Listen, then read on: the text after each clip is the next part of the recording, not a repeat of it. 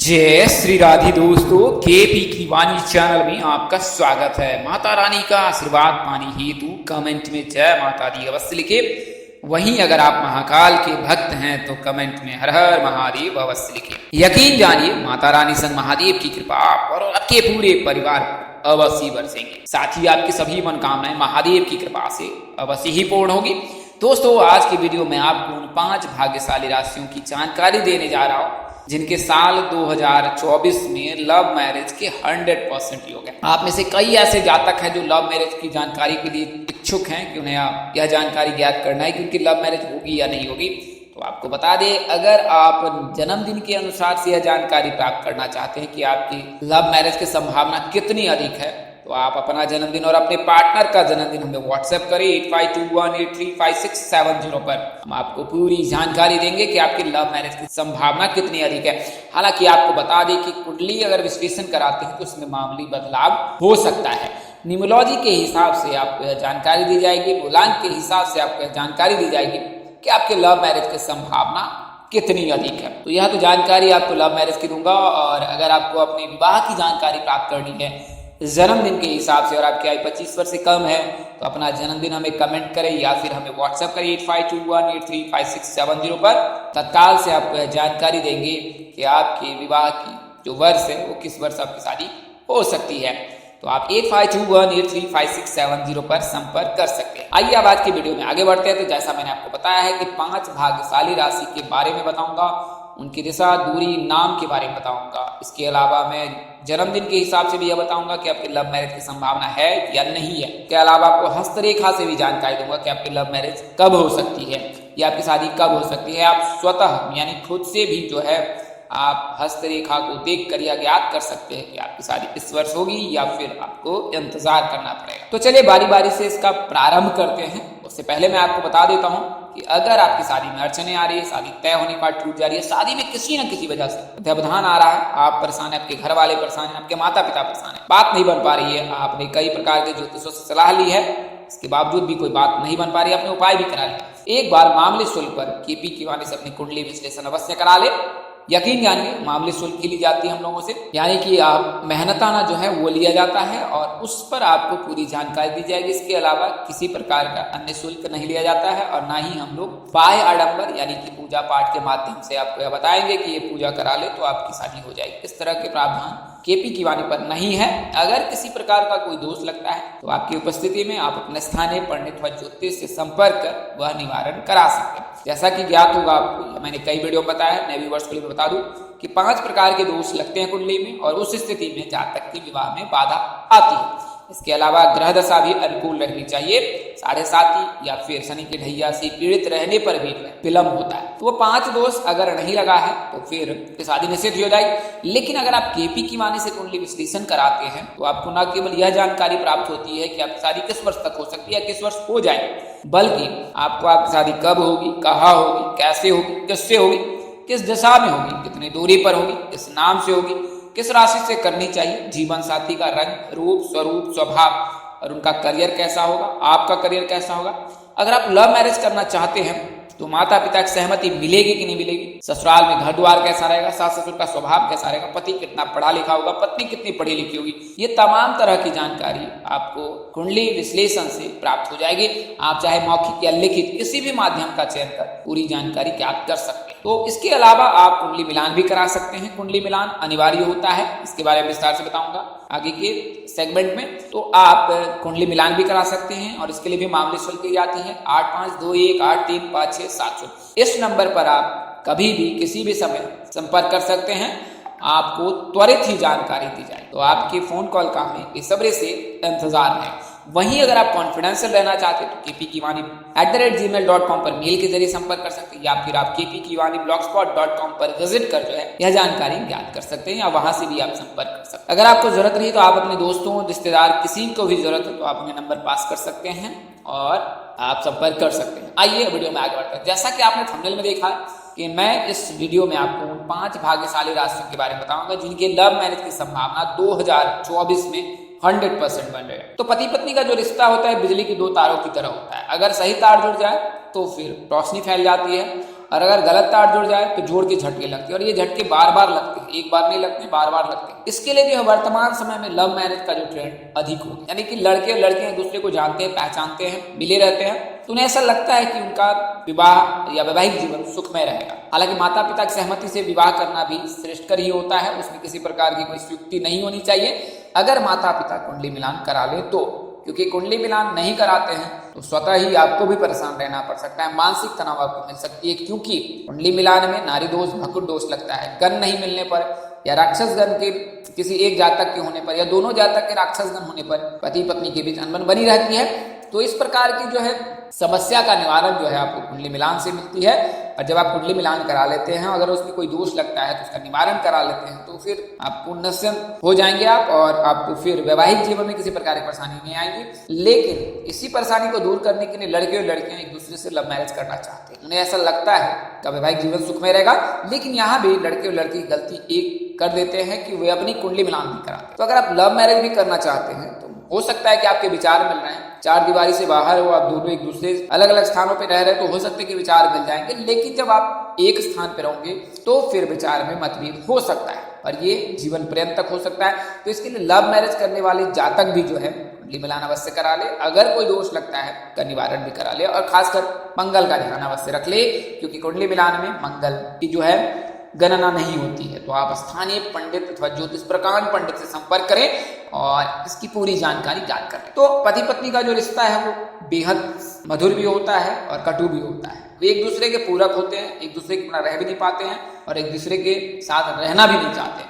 कुछ इस तरह का संयोग बनता है पति पत्नी के रिश्तों में, तो इसके लिए लोग लव मैरिज को तवज्जो देते हैं। माता पिता भी आजकल जो है जातक के जो है इच्छाओं की पूर्ति हेतु लव मैरिज कर देते हैं। लेकिन कई ऐसे माता पिता हैं जो मानते नहीं है, वो ऑर्थोडॉक्स थिंकिंग के रहते हैं, वो रूढ़िवादिता होते हैं, उनके विचार जो है प्राचीन शैली के होते हैं, तो वो मानते नहीं। उन्हें ऐसा लगता है या उन्हें दूरदर्शी ज्ञात होता है कि इस तरह के संबंध स्थापित होने से जो है जातक के जो वैवाहिक जीवन में हो परेशानी आ सकती है, उनका भविष्य जो है वो कहीं ना कहीं कष्ट में बीत सकता है। इसके लिए माता पिता नहीं मानते। तो आपको मैं उन 5 भाग्यशाली राशियों के बारे में बता दूंगा, अगर इनमें आप हैं तो फिर आपकी लव मैरिज की संभावना प्रबल है अगले वर्ष। इसके अलावा आपको बारी बारी से बताता हूँ। तो पहले मैं आपको हस्तरेखा से आपको सिखा देता हूँ कि कैसे आप विवाह की गणना कर सकते हैं। तो हस्तरेखा में 3 प्रमुख रेखाएं होती है हथेली में, इसमें है जीवन रेखा, मस्तिष्क रेखा और हृदय रेखा। हृदय रेखा जो हथेली उंगली के समीप होती है, वो चांद के आकार में होती है किसी किसी जातक के। तो चांद के आकार में जो हृदय रेखा होती है उसके समीप ही छोटी उंगली के,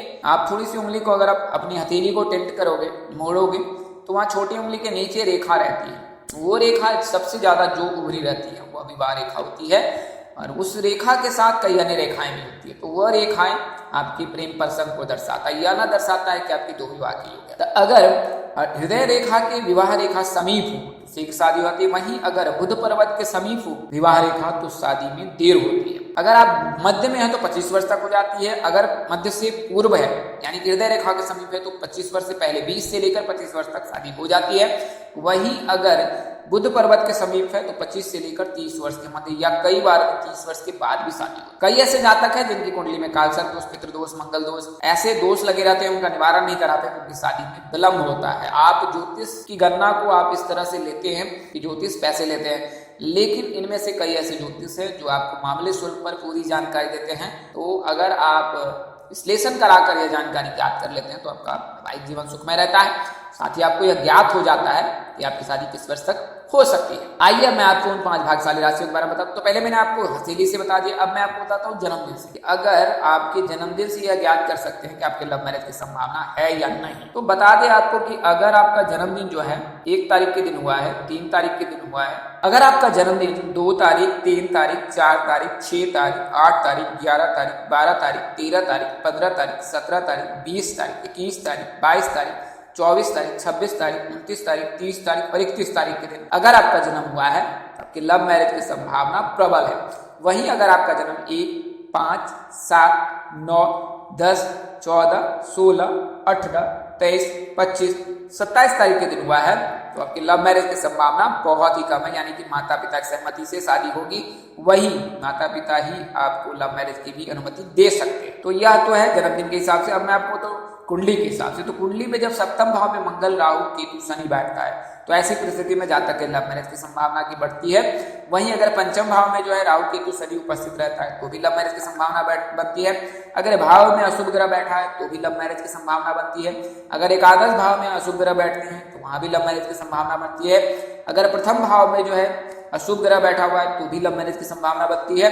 अगर मंगल के साथ शुक्र है या मंगल के साथ जो है राहु, केतु है, सप्तम भाव में है, तो फिर जातक जो है माता पिता के खिलाफ जाकर लव मैरिज कर लेते हैं या फिर एक दूसरे से कहीं दूर जाकर जो विवाह कर लेते हैं। तो ऐसे जातक, अगर मंगल शुक्र के साथ है तो जातक थोड़ा सा कुकृत्य में शामिल रहता है, तो ऐसे जातकों को थोड़ा सा संभल के रहना चाहिए, क्योंकि मंगल और शुक्र जो है व्यक्ति से गलती कराता है। शुक्र जो है सुख को बढ़ावा देता है और मंगल उस चीज सुख की प्राप्ति हेतु जो है उसमें जो है मानवता खत्म कर देता है। तो इस तरह से ऐसे संयोग बनते हैं कुंडली में, जिससे कि आपका भला भी हो जाता है और आपका बुरा भी होता है। तो अगर मंगल शुक्र के साथ है, मंगल राहु केतु के साथ है, तो थोड़ा सा धैर्य संयम रखकर जो ही अपना जो है यौवनावस्था का जो है दिनचर्या पालन करें, क्योंकि ऐसी स्थिति में जातक से गलती होने की संभावना बहुत अधिक रहती है। तो आपको बता दें, राहु, केतु, शनि, मंगल, ये 4 ग्रह जो है वो लव मैरिज के कारक होते हैं। इनके रहने पर, इनके गोचर से लव मैरिज की संभावना बढ़ जाती है। इस वीडियो में मैं आपको मंगल के बारे में नहीं बता रहा हूँ, अगले वीडियो में फिर मंगल के बारे में बताऊंगा कि मंगल से किन जातकों के लव मैरिज की संभावना अगले वर्ष बनेंगे, और उसमें किन जातकों के जो है मतलब माता पिता के खिलाफ जाकर, दूर जाकर, यानी कि घर से पलायन होकर शादी करने के योग्य, वह भी बताऊंगा। तो इस वीडियो में आपको राहु, केतु और शनि के बारे में बता रहा हूँ कि उनसे कैसे विवाह किया। तो राहु जो है और केतु वो 30 अक्टूबर को राशि परिवर्तन करेंगे। राहु जो है मीन राशि में प्रवेश कर जाएंगे और केतु कन्या राशि में प्रवेश कर जाएंगे। कन्या राशि में प्रवेश करेंगे केतु, और राहु जो है 7वें घर में आ जाएंगे, यानी कि विवाह भाव में। जब राहु मीन राशि में जाएंगे तो फिर राहु जो है वो 7वें घर में आ जाएंगे केतु कन्या के। तो इस स्थिति में जातक के जो है राहु की उपस्थिति के चलते जो है लव मैरिज की संभावना बनेगी। वहीं गुरु जो है इनके 9वें भाव में रहेगा अगले वर्ष, क्योंकि जब गुरु का गोचर होगा 1 मई के पश्चात, तो फिर ये इनके लव मैरिज की संभावना बनेगी। वहीं केतु का भी गोचर होगा। तो कुल मिलाकर गए कन्या, मेष राशि, कन्या राशि के जातकों की लव मैरिज की संभावना अधिक है। अगर आप कन्या राशि के जातक हैं, ASD नाम के जातक के साथ प्रेम प्रसंग में है, आपके लव मैरिज की संभावना प्रबल है, तो उत्तर दिशा में विवाह के योग हैं आपके। इसके अलावा वृश्चिक राशि, वृश्चिक राशि के 5वें घर में जो है वो राहु बैठेंगे और गुरु 7वें भाव में बैठेंगे। तो कुल मिलाकर कहे कि अगले वर्ष जो है वृश्चिक राशि के जातकों के लिए भी लव मैरिज की संभावना प्रबल है। अगर आप वृश्चिक राशि के जातक हैं, 21 वर्ष से अधिक उम्र हो गई है, तो फिर आपकी लव मैरिज की संभावना बहुत ही प्रबल है। बात करें अगर आप ASKGL इन नामों में से किसी एक के साथ प्रेम प्रसंग में है, तो लव मैरिज की संभावना 100% है। आपके माता पिताजी भी आपको अनुमति अवश्य देंगे और आपकी लव मैरिज अवश्य ही हो जाएगी। तो दूसरी जो राशि है वो वृश्चिक राशि है। अगली जो राशि है वो मकर राशि है। चूंकि मकर राशि के जातकों के एकादश भाव में गुरु बैठेंगे और मकर राशि के जातकों में 7.5 का जो अंतिम चरण चल रहा है, गुरु एकादश भाव में बैठेंगे, तो मकर राशि के जातक वैसे राशि के अनुसार से इनकी लव मैरिज की संभावना प्रबल रहती है। तो अगर आपकी आयु 21 वर्ष से अधिक हो चुकी, 30 वर्ष के मध्य है, मकर राशि के जातक है, जे नाम से अक्षर है, पश्चिम दिशा में प्रबल योग बन रहे, यानी कि पश्चिम दिशा में जो है परिणय सूत्र में बनने के योग बन रहे हैं। बात करें नाम अक्षर की, तो H और Y नाम के जातक के साथ आपके परिणय सूत्र में बनने के प्रबल योग बन रहे हैं। तो अगर आप मकर राशि के जातक हैं तो अपने माता पिता से बात करें और फिर आपको अवश्य उनकी जो है अनुमति मिल जाएगी। और ये जो है 4 नवंबर के पश्चात आप इस संबंध में बातचीत कर सकते हैं अपने माता पिताजी से। वहीं 1 मई के बाद जो है आपके लिए शुभ योग अवश्य बनेगा, गारंटी बनेगा। वहीं शनि जो है, शनि वर्तमान समय में कुंभ राशि में विराजमान है। कुंभ राशि के जातक के लव मैरिज की संभावना 100% रहती है। तो अगर आप कुंभ राशि के जातक है तो आपकी लव मैरिज की संभावना प्रबल है, क्योंकि शनि का गोचर आप में हो रखा है, लग्न भाव में बैठा पड़ा है। तो इसके चलते जो है कुंभ राशि के जातक के लिए लव मैरिज की संभावना 2024 में 100% बन रही है। बात करें नाम अक्षर की, तो अगर आप 3 RA इनमें से किसी एक नाम के जातक के साथ प्रेम प्रसंग में है, आपको प्रेम विवाह की जो अनुमति माता पिता से मिल सकती है। दिशा की बात करें तो पश्चिम दिशा आपके लिए अनुकूल है। 22 से लेकर 27 वर्ष के बाद या 29 वर्ष के मध्य जो भी जातक है उनके लव मैरिज की संभावना प्रबल है। तो ये और अंतिम जो राशि है मीन राशि है, जो कि मीन राशि में ही राहु का गोचर होगा, तो राहु लग्न भाव में बैठ जाएगा मीन राशि के जातक के। तो ऐसी परिस्थिति में जो जातक के लिए जो है, तो मीन राशि के जातकों के लिए भी शुभ योग बन रहा है। 21 वर्ष से लेकर 32 वर्ष के मध्य जो भी मीन राशि के जातक है उनके लिए शुभ योग बन रहा है। ये ना केवल 2024 बल्कि 2025 के मध्य तक बन रहा है, क्योंकि 18 महीने तक राहु का गोचर जो है वो मीन राशि में होगा। अगर आप SGV नाम में से किसी एक जातक के साथ प्रेम प्रसंग में है तो आपकी लव मैरिज की संभावना प्रबल है। क्या करें लव मैरिज के लिए? तो लव मैरिज के शनिवार और अमावस्या के दिन बिल्कुल ही ना मिले। शुक्रवार और पूर्णिमा के दिन अगर आप अपनी प्रेम प्रसंग यानी प्रेमिका या प्रेमी से मिलते हैं तो ये ज्यादा शुभ होगा। उपहार में उन्हें लाल चिन्ह दें। अगर पूर्णिमा की तिथि पर देते हैं, रविवार के दिन देते हैं तो अति उत्तम है। वहीं जो है ओम ह्रीं योगिनी योगिनेश, ओम ह्रीं योगिनी योगिनी योगेश्वरी, योग भयंकरी सकला स्थावरा, मुख हृदय माम वसम, आकर्षय आकर्षय नमः, इस मंत्र का जाप कर सकते हैं। ओम क्लीम कृष्णाय नमः, क्लीम कृष्णाय नमः, ओम क्लीम कृष्णाय नमः, क्लीम कृष्णाय नमः, क्लीम कृष्णाय नमः, इस मंत्र का जाप अगर रोजाना करते हैं, गुरुवार के दिन पीले वस्त्र धारण करते हैं, भगवान श्री विष्णु जी की पूजा उपासना करते हैं, भगवान कृष्ण जी की पूजा उपासना करते हैं, तो आपके लव मैरिज की संभावना 100% है कि अगले वर्ष आप प्रेम प्रसंग में अगर हैं तो विवाह अवश्य हो जाएगी। आज के लिए इतना ही, अगले वीडियो में फिर मिलेंगे, तब तक के लिए इजाजत दें मुझे। नमस्कार, जय श्री राधे दोस्तों, जय श्री कृष्णा, जय माता दी, जय वाहिनी।